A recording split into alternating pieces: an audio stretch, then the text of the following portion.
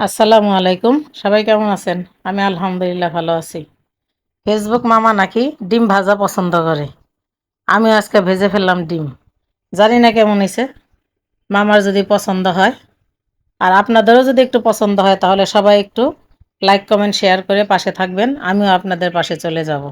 এভাবে আমাদের সবাই সবার সাথে এনগেজমেন্ট গড়ে তুলবে। বিশেষ করে আমরা নতুনরা একজন আরেকজনের সাথে থাকব। নতুনরা যদি একজন আরেকজনের সাথে থাকি তাহলে আমাদের এঙ্গেজমেন্ট গড়ে উঠবে এবং সবার সাথে সবার সম্পর্ক ভালো থাকবে। চলুন আমরা সবাই সবার সাথে হাতে হাত রেখে এগিয়ে যাই।